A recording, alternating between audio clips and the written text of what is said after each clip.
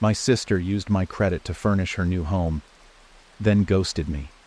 So I showed up with movers and a cop. The first time I co-signed a line of credit for anyone, it was for her. My sister, Marissa. She came to me with swollen eyes and a sob-streaked voice. Her pride already peeled away like old wallpaper. She said she just needed a leg up, a handful of essential pieces for her new house, a fresh start after the wreckage of her last relationship. Nothing extravagant, she claimed, just the basics to feel human again. But even then, I should have heard it. The tremor of manipulation she'd always hidden beneath her tears, the way her mouth curled when she saw my hesitation cracking. She'd done this all her life, after all, painting herself the victim with a palette of practiced charm. It's just a couch, a bed, maybe a fridge, she murmured between sniffles, as if whispering the items would make them cost less. You're the only one I can count on. I'd heard that line before, too, from her. Every time her schemes unraveled, every time she left chaos in her wake like a perfume trail. But blood, as it tends to, dulled my sense. So I went with her to the furniture store that glimmered with brushed gold handles and glistening white tile, where salespeople spoke in polished phrases and dollar signs danced behind every item tag.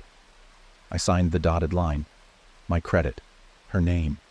Her hand trembled as she wrote it out, not with guilt, but with the barely contained thrill of someone getting exactly what they wanted. I watched her choose a velvet sectional that looked like it belonged in a designer catalog, not the just temporary life she described. Then came the Italian leather recliners, the California king bed with an ornate headboard carved like Gothic lace, stainless steel appliances so sleek they reflected her grin. I should have stopped her. I should have screamed when the total passed 5 figures, but I swallowed every protest and told myself this was what family did. Then came the silence. No payment ever posted to the account, no calls, no text messages explaining a delay. I sent reminders. I even softened them with emojis and apologies, as if I were the one who had imposed. Then I started getting notices. Overdue, final warning, potential collections. My chest constricted every time the mail came. My credit score, once pristine, began to drop like ash from a fire she had lit and left me to smother. Weeks turned into months. Every attempt to reach her was met with a digital void, voicemails unanswered, messages left on read, mutual friends suddenly not so mutual anymore. She'd vanished like a shadow slipping through cracks. But not from the world. Just from me. Until fate, in its casual cruelty, intervened. I wasn't planning to drive by her place. It was muscle memory, perhaps, an unconscious loop as I passed through her side of town. But the house stopped me. It glowed, radiating warmth through its pristine windows, staged like a magazine spread. The curtains fluttered with calculated elegance. I spotted the very couch I had watched her sit on in the showroom, the one she claimed she needed just until she got paid. Her sanctuary, built on my name. Her life of comfort, cushioned by my credit. It was that moment, the weightless fury of betrayal cracking through numbness, when I decided. I called the police first, explained the situation, detailed the co-signed account, the delinquent balance, the proof that every last luxury inside that house belonged to me on paper. The officer I spoke to was curt, skeptical at first, until I faxed him the receipts and signature copies. Then I booked 2 professional movers. No fuss, no delay. I planned it for a weekday morning. She wouldn't be expecting anyone. When I stood on her porch, the sky was clear, the air as crisp as broken trust. The movers waited behind me in their truck, the officer beside me quiet and unreadable. She opened the door wearing loungewear too fine for lounging, silk that shimmered and bare feet that didn't know struggle. Her smile faltered the instant she saw my face, and it died completely, when her eyes shifted to the uniform at my side. "Hey, what's going on?" Her voice climbed a note higher, false innocence cracking beneath forced calm. I didn't answer with a tirade. I didn't give her the theater of my anger. I simply stepped forward, held up the folder, and pointed past her into the living room. "I'm here to collect what's mine." She tried to laugh, a high, hollow thing. "You're kidding, right?" The officer spoke before I did. "You've defaulted on payments. She's within her rights. Everything purchased on that account is legally under her name." Her mouth opened, then closed, then opened again, as if she were gasping for a reason that didn't exist. Her hand fluttered to her throat like some Victorian lady caught in scandal. But the show was wasted. The movers stepped around her, professional, silent, efficient. One began disassembling the dining table. An imported thing she'd insisted was a must-have, while the other coiled up the thick patterned rug. The television went next, then the couch, the chairs, the appliances. Piece by piece, the world she'd built with borrowed integrity crumbled under methodical hands. She followed them, sputtering. "Wait! You can't take that! That's mine! I live here!" The officer remained unmoved. "It's hers, ma'am. Legally. You can dispute it in court, but she has every right to reclaim it today." She turned to me then, eyes wild. "You're really doing this? Over a few late payments? I told you I'd pay you back." I looked around the room, now stripped of nearly everything but her breathless excuses. "You never intended to.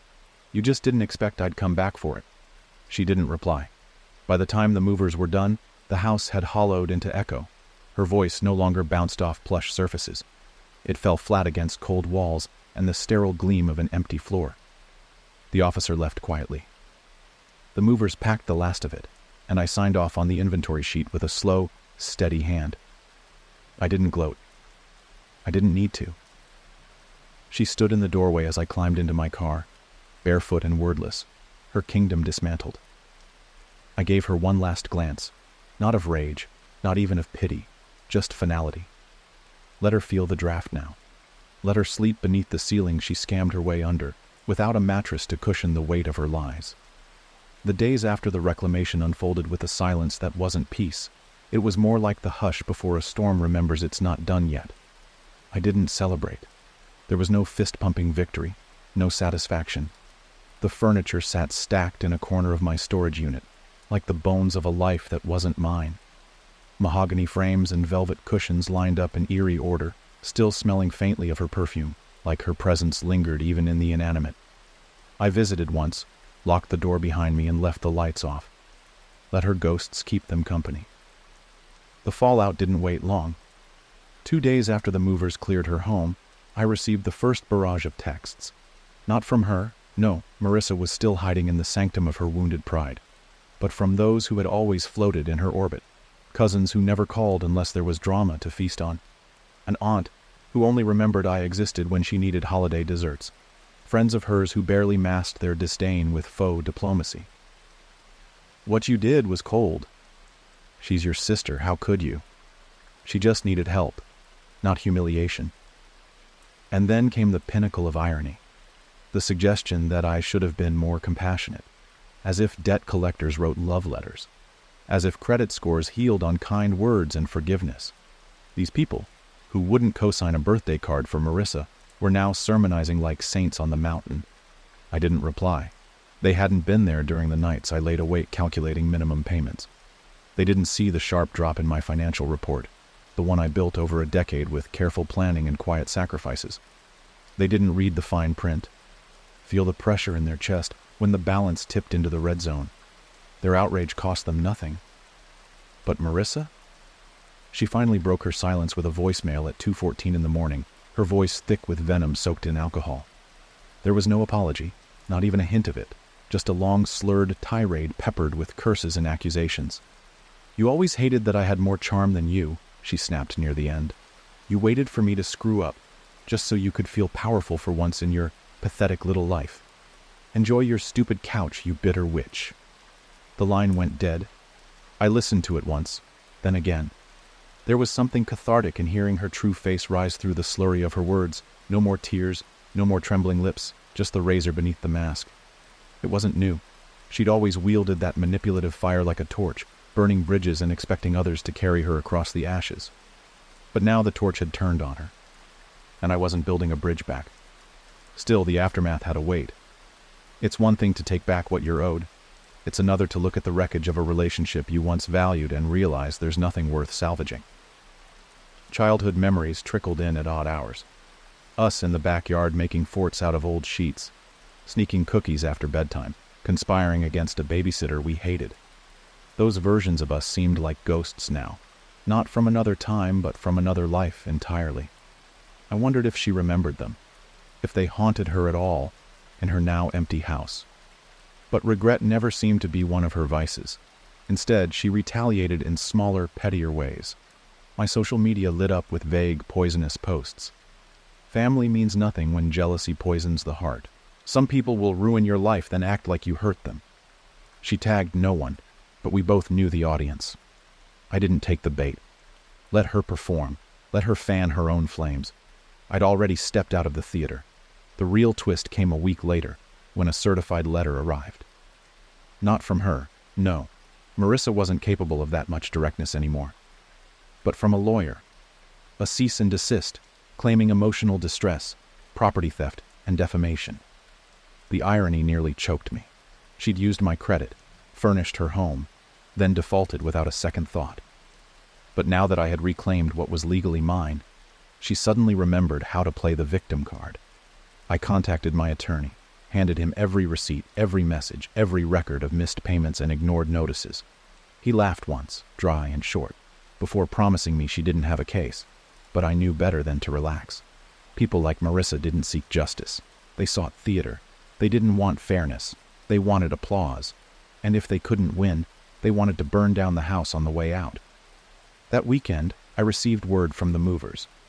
One of them, a grizzled man named Ron who looked like he'd spent a lifetime lifting regret out of people's homes, called me with a note of concern. "Your sister tried to contact us," he said, voice gruff. "Offered us money to reclaim her property. Told us it was all a misunderstanding." I nearly laughed. "She won't stop," I murmured, not even surprised. "She'll twist every piece of this until she can pretend she's the one who was wronged." Ron paused. "Just wanted you to know we didn't take the job. We don't play those games." That was the thing about consequences. Most people didn't like them unless they belonged to someone else. Marissa had spent her whole life wriggling out of them, greasing the world with charm and half-promises. But charm doesn't make payments. Tears don't build credit. And now she was alone in a house stripped of its illusions. Somewhere in the back of my mind, I wondered how long she'd last before trying to rope someone else into her next scheme. She was a master of rebranding her misfortunes as opportunities, but this time her usual tools had dulled. People were beginning to ask questions. The narrative was slipping from her control. And me? I wasn't done yet. The credit still bore my name. The damage hadn't undone itself just because I'd taken back the furniture. The account still had red ink that needed cleaning, calls that hadn't stopped. If she thought the story was over, she was mistaken. I wasn't just collecting items anymore. I was collecting every debt she owed me. The letter from her lawyer sat unopened on my kitchen counter for 2 full days, a pristine envelope sealed with artificial importance. I didn't need to rip it open to know what it would say.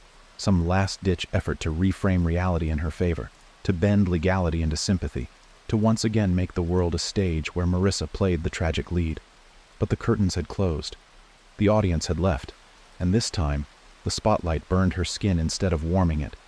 When I finally opened it, the contents were every bit as ridiculous as I expected. A list of demands, the return of the furniture, a public apology, and compensation for emotional distress. Her lawyer had either believed her entirely or had long ago stopped caring about facts. Either way, I folded the paper once, then twice more, and dropped it into the shredder. The whir of the machine sounded more final than any courtroom gavel. By then, I'd already spoken with my own attorney. He'd filed a countersuit, not for money, but for damages to my credit. Defamation, fraud, identity misuse. Marissa, in her arrogance, had underestimated how meticulous I could be when wronged. She thought I'd just fade away, disappear after reclaiming the things she bought with my name like some humiliated ghost. But I wasn't the one who should vanish. No more silence. No more guilt. No more family excuses. She didn't show up to the preliminary hearing. Sent another lawyer in her place, a new one this time, younger and unsure, who approached me before the session began. He asked if we could talk privately. I agreed. Let him pitch whatever deal she had concocted. "She's willing to drop her claim if you'll do the same," he said, his voice threaded with discomfort. "No damages. No press. Just walk away." I met his gaze and saw the flicker of awareness. He knew. He knew she was full of lies. He knew she'd built her entire narrative on sand, and the tide was coming in fast. "No deal," I replied. "She doesn't get to steal, slander, and walk away untouched." She doesn't get to keep her illusion while I carry the debt." He didn't argue, just nodded and returned to his side of the courtroom, face stiff and silent. The hearing went as expected. Evidence was presented. My contract, her signature, her total lack of payments, screenshots of texts, voicemails, copies of overdue notices. The judge didn't even take the full time before issuing the ruling. Judgment in my favor, damages awarded, and an order to formally notify credit agencies of fraud to start the long, slow repair. It was over, but endings never come with trumpets. There was no rush of adrenaline, no dramatic declaration, just paperwork, legalese, a number typed into a document that said, officially, she owed me more than couches and silence. She owed me a part of my life she could never steal again. And still, she didn't call. She didn't apologize, didn't text, didn't send a letter or even a middle finger emoji. The silence continued, not as a punishment, but as an escape route she fled through, believing that distance would absolve her. Let her. I had no more interest in hearing her voice. Instead, the calls came from creditors now redirected to her, her new address on file, her name attached, cleanly and in full, to every unpaid piece of her designer mirage. Let her handle the weight now. Let her explain to the companies why her luxury bed disappeared overnight. Let her sell sob stories to collection agencies that don't listen to tears. I did what I needed to do. It took time. Credit repair doesn't happen with a single form. I attended meetings, I filed letters, I gave statements, I pushed. Slowly, the rot she left behind began to recede. My score ticked upward in tiny increments. A couple points here, a dozen there. Still bruised, but healing. In the meantime, I sold most of the furniture. I didn't want her velvet couch or her polished kitchen set. I didn't want to sit in reminders. Each piece found its way to someone else's home, stripped of its origin. The money went to the debt she left. What remained, I donated. Let some other struggling person start fresh, without deception. Weeks became months. Marissa became rumor. I heard from a mutual friend that she'd moved again. Smaller place this time. No photos online, no posts. She'd gone off the radar, or at least tried to. But someone always talks. One whispered that she was crashing with a new boyfriend. Another claimed she'd tried getting a loan and got denied on the spot.